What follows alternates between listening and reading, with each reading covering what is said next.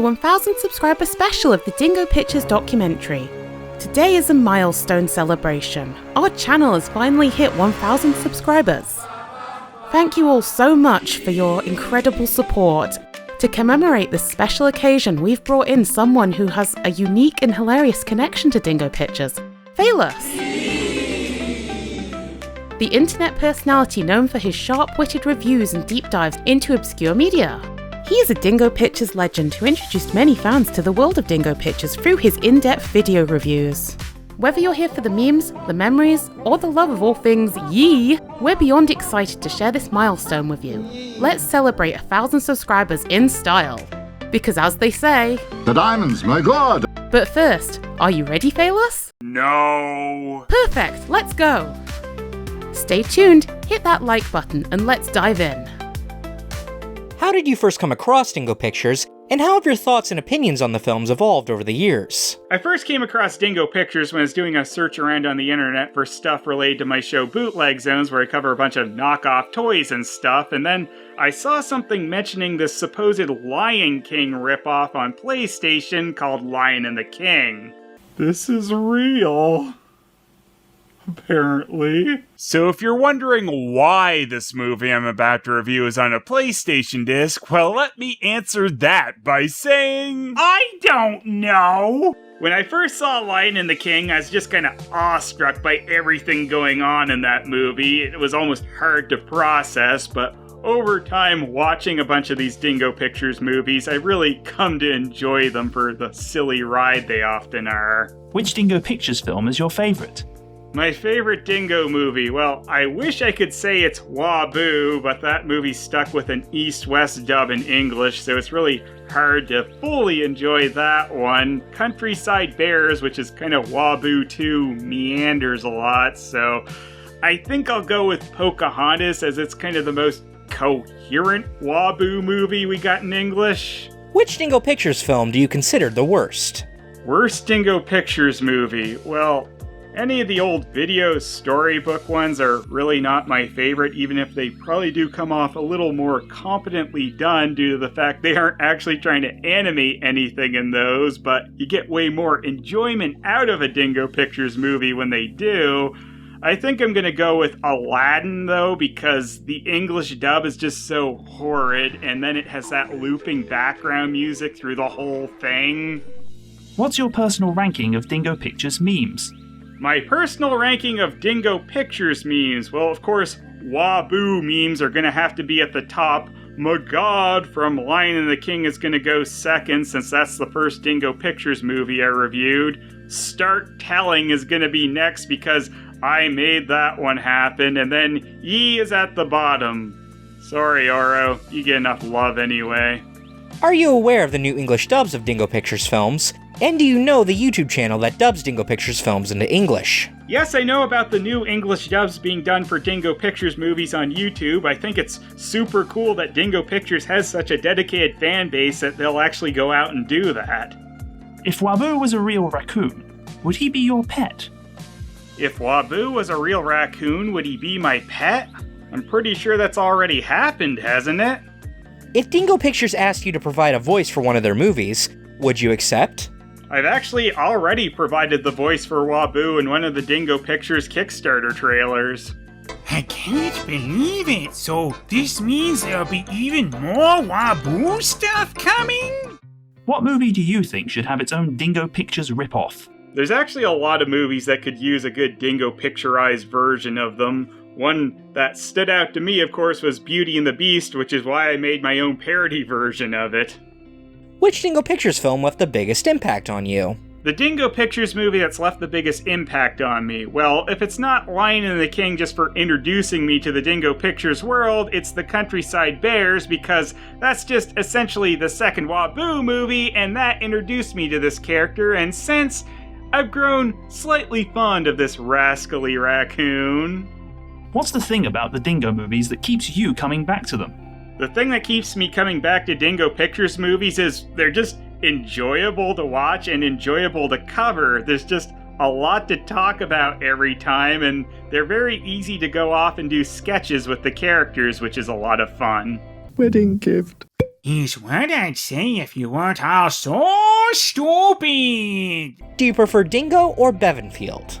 I prefer Dingo Pictures movies by far to Bevanfield. Dingo Pictures movies are often fun and have a lot of silliness in them, where Bevanfield is a test of patience. How long were you aware of Dingo before you made your Lion and the King videos?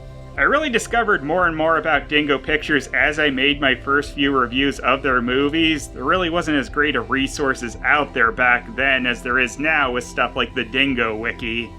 How do you evaluate your impact on Dingo Pictures' success and the broadening of their reach? While some YouTubers worldwide cover Dingo Pictures in various languages, your role as a creator of English language videos connects with an international audience of fans. I think it's really neat that I've had any kind of hand in introducing Dingo Pictures to people, and it was super cool to kind of be there earlier on discovering things about them and their movies before it became more well known. Since Waboo has become a part of your life, how has your family or environment coped with this challenging and burdensome situation? Are they okay? Since Waboo came into my life, people now know there's no separation between me and him. We're a package deal. What does it mean to you to have built this role for yourself on YouTube? Being one of the Dingo Pictures reviewers on YouTube is a great responsibility. And it's pretty fun. When and how did you first get in touch with Dingo Pictures? I did try to contact Dingo Pictures pretty early on around some of my first reviews through the contact form on their website to see if I could commission a movie from them, but I didn't get a response.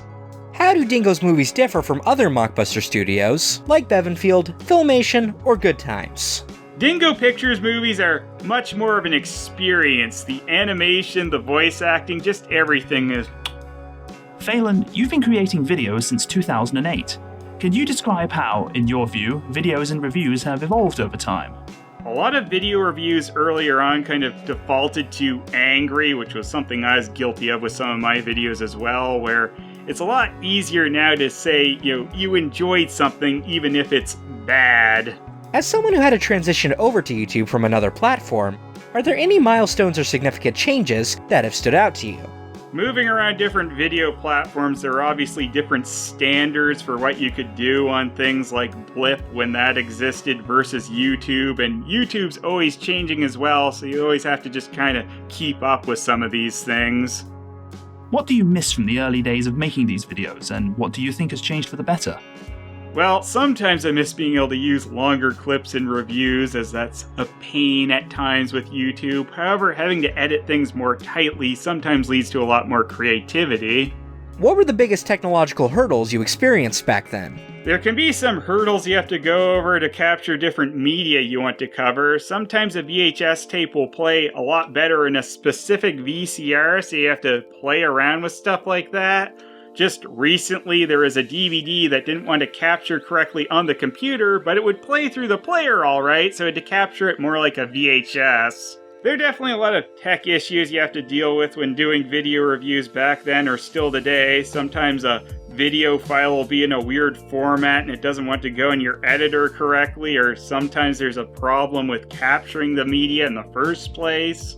Do you think this could be compared to the early days of experimental computer animation, such as the way Dingo Pictures went about creating their films? Yeah, you can definitely tell that Dingo Pictures was experimenting with what they could do based with the tech they had to make their animations back when. I mean, my early reviews, I like to throw in a bunch of special effects because not as many people were doing that back then, but now those effects are quite dated compared to what you can do now. In those early days, how did you manage to be innovative while also catering to what audiences wanted? There's a bit of a balancing act to that, because obviously you want to listen to your audience, but you can't please everyone, so you kind of have to do stuff for yourself as well, or else you're just going to get burnt out with it. How did you use the technical limitations and opportunities of creating videos to realize your creative visions? Before I made review videos, I made a few comedy series with my friends, which were a lot of fun, but you're also stuck to other people's schedules when you require other people to be there to film. So that was the nice thing about these review videos. I could still do something creative, but on my own. During those early years, were there ever any moments of doubt or challenges that made you want to give up? And if so, how did you overcome them to continue creating? Near the end of the old blip run, I fell into depression as things were feeling bleak and stagnant, but leaving all that and doing stuff on my own on YouTube really helped a lot. What is the biggest technical challenge that you've needed to overcome while producing a video? A lot of technical challenges for me really came up when we were making the series Mortal Comedy, because we just write in some kind of special effect or some kind of scene, and I would have to see if I could actually make it happen, and it was just kind of a fun challenge a lot of the time with that series. Did said challenges contribute to more creative solutions in your media? Yeah, sometimes, just like with Dingo Pictures, limitations can cause you to get creative, which is the one benefit that can bring. How much money have you spent on various versions of Dingo Pictures movies, and where do you find them? Geez, I don't know how much I've spent on Dingo Pictures movies at this point. Probably too much. I've done a lot of searching on eBay and Amazon for them. A lot of them put up on Amazon tend to be at ridiculous prices, but if you dug a little bit deeper, you could usually find the movie at a more reasonable one. And are there any movies you're still missing from your collection? And if so, what? The big movie missing from my collection is that East-West DVD of Animal King, because I'd love to know what it actually is. It might just be the original Lion and the King again, but it might be Der König der Tiere, and I would love to know. What artistic value can be found in the works of Dingo Pictures, and in what form? Dingo Pictures is a very interesting view in low-budget animation being done on the computer through the early 90s to the 2000s. Do you believe Dingo Pictures' works can inspire aspiring animators by showing them that stories can be told efficiently, even with simple representations and limitations, if you find a creative way around it? Sure, I think Dingo Pictures movies can show you how you can evolve your animation as you go along. I think there's a lot of parallels with the Dingo Pictures movies and early animators on Newgrounds and how their flash animations evolved over time, and now they've moved on to different animation programs. How do you evaluate the relationship between originality and imitation in Mockbusters?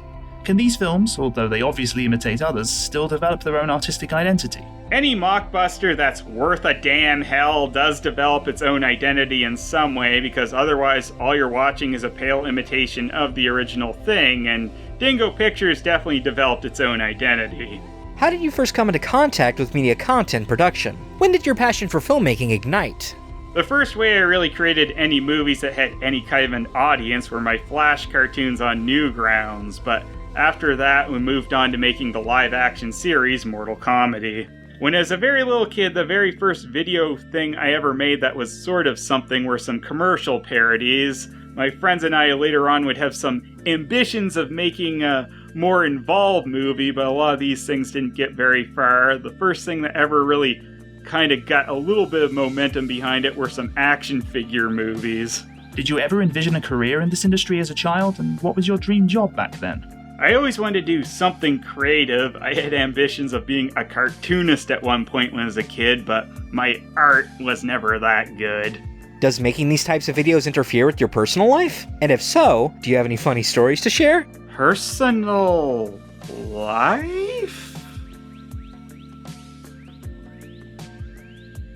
What do you find the most fascinating about the art of Ickert and Haas?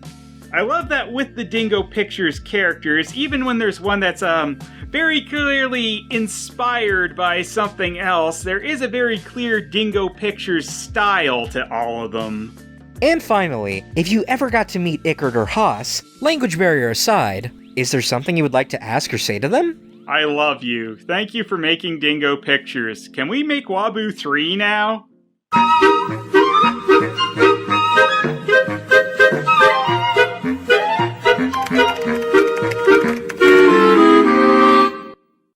And make sure to check out the new Dingo Pictures merch store, where we're now selling t-shirts and an official Waboo plush.